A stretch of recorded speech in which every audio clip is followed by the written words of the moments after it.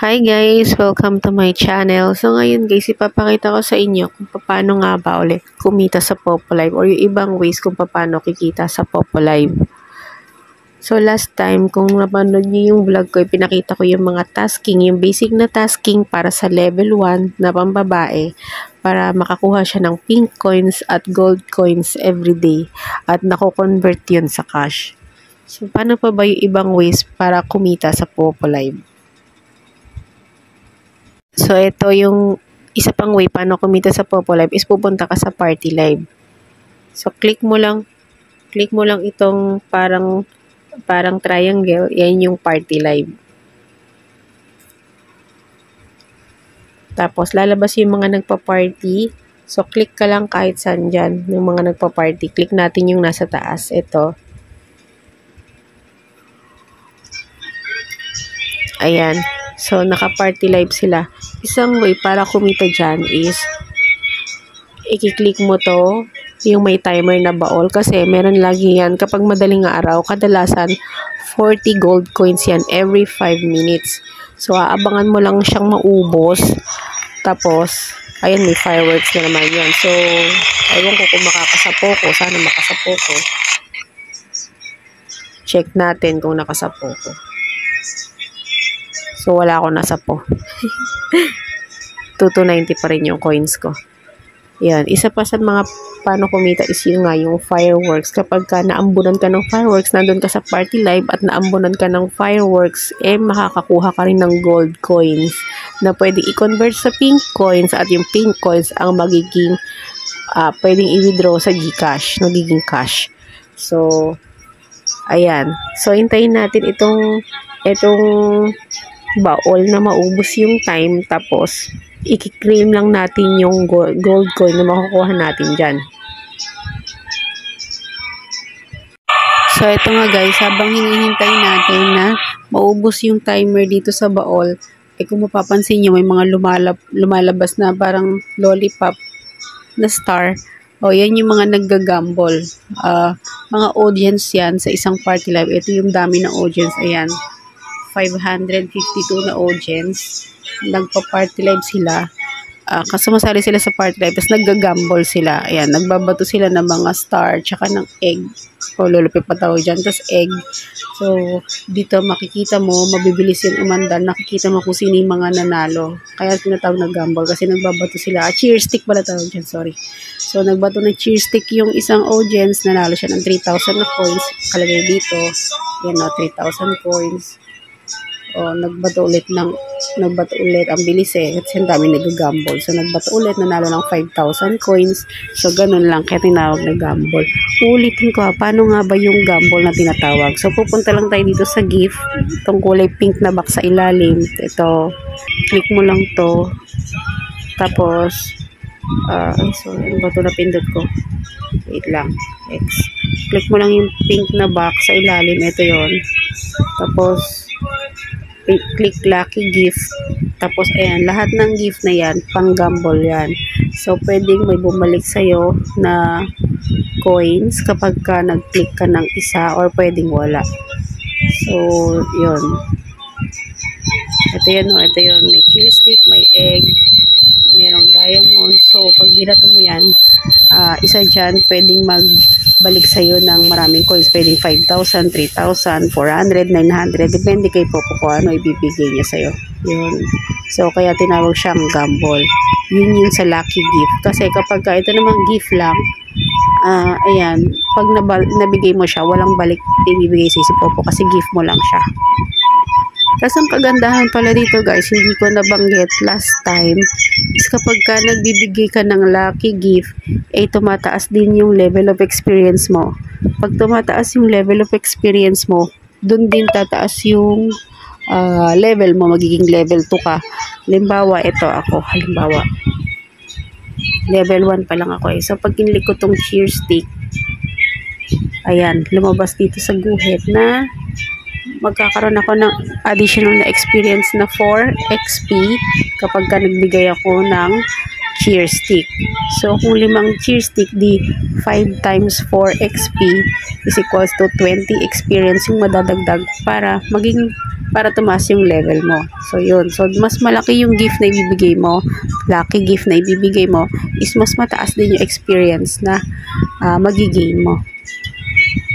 So, guys, ayun na nga, nakalimutan na natin itong baol. So, i-click na natin yung baol kasi tapos na siya. So, i-click na natin siya. Yan, meron lang siya ngayong 5 coins. IC. Ayun, click lang yung IC, tapos makukuha mo na yung 5 coins. So, click na natin. Kung nakita nga, ayun, 2,295 na yung coins ko. Kaya na 290 lang. So, ngayon, 5 coins na nakukuha ko. Pero, may time, halimbawa 12 AM to 1 AM is 40 coins na nakukuha every 5 minutes. Minsan naman, sinisimulan ka ng 2 PM to 5 PM. Ganun din, may nakukuha rin akong 40 coins every 5 minutes. Another way para kumita sa Popo Live is yung meron kang invite. Ito yung invite. So, kiklik mo lang yung invite. Tapos, patayin na natin yung nagpa-party live. Maingay. Ayan. So, click mo lang yung invite. Ayan. Meron ako na-invite na isa. Pero wala pa ako nakukuhang reward kasi kailangan yung na-invite mo. Bawa ito, na-invite mo siya. Invite now. I-share mo lang yung link mo sa Facebook or sa Messenger or ibibigay mo yung link mo sa Messenger tapos magda-download na yung in-invite mo ng Popo Live, ganon. Tapos i-enter nyo lang yung code mo. Ganon din, parang sa GCash, ganon. Tapos, hindi mo agad makukuha yung reward mo hanggat hindi pa siya nag-verify ng account niya. So, kailangan mag-verify muna siya, yung authentication na tinatawag. Parang sa GCash nga, ganon. So, pag na-authenticate na yung account niya, saka mo lang makukuha yung reward mo na $1 per person. Di ko pa na-try itong up to $14 per person kasi nga isa pa lang na-invite ko. At yung na-invite ko nga, hindi pa nag-authenticate kaya hindi ko pa rin nakukuha yung reward ko. So, yun nga guys, make sure na kapag meron kayo in-invite, mag-authenticate siya. Paano ba yung authentication? Pag kinlik nga yung live or yung party live, yung siya mismo magpa-party live, pakikita ko kung paano pala. So, halimbawa, paano yung authentication? Mag-click ko yung party live. Example lang. Yan. Party live. Tapos, i-click ko tong party sa ilalim. Confirm. Only this time. Tapos, voice or video. So, doon muna ako sa voice lang para wala akong nakasarado yung camera ko. So, yun. Tapos, click hold the party. Pag kinlik ko yung hold a party, tatanungin ka ni Popo na titignan niya yung mukha mo, pipicturean niya, tapos blink-blink parang sa GCash. Yun, ganun lang bago ka makakapag-party live. Another way para kumita sa Popo Live yung i-claim mo yung mga rewards. Hindi pa ako tapos sa rewards. Ito, click mo yung rewards. Tapos, meron dyang sa activity, meron dyang mga games sa ilalim. Ito, play games. So, meron dyang fishing era at meron dyang Bali. Kanina nakapag-play na ako ng Bali. So, dun sa Bali, nung nilaro ko siya, nakuha ko yung 60 yung 60 na gold coin. Tapos, nanalo pa ako ng 2,000 na gold coin. So, all in all, naka 2,060 ako doon sa game. Biruin mo, naglaro lang ako ng slot machine doon na Bali game. Tapos, nanalo pa ako ng 2,060. So, gold coins din yun na pwede mo i-convert sa pink coin at yung pink coins ay pwede mo i-convert sa cash. Another way para kumita sa Popo Live is yung pag-reply sa mga messages. So, pupunta lang kayo dito sa ilalim. Ito yun, yung naka-blue yan, messages yan.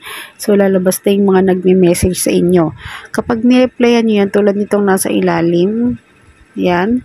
So, may mga nireplyan ako dyan at kumita ko ng 7 pink coins per reply. So, katulad nito, click ko tong nasa taas. Yan, meron nag-message sa akin kung meron na daw akong agency. Sabi ko, meron na po. So, plus 7 coins. Tapos sabi niya, okay, kala ko wala pa. Nag-reply na naman ako. Salamat po. So, meron ulit akong another 7 pink coins. Yun. So, kapag take note ha, kapag kayo ang unang nag-message, mababawasan kayo ng 10 gold coins every message nyo.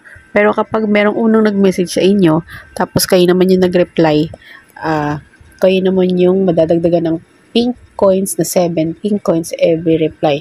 So, marami pang ways para kumita dito sa Popular. I-explore nyo lang siya. Once na nagustuhan nyo na siya, i-explore nyo lang. Punta kayo sa mga party live at solo live. Tapos, makikita nyo kung paano pa yung ibang ways para kumita dito sa Popular. So, yun lang muna guys. Thank you for watching. Bye!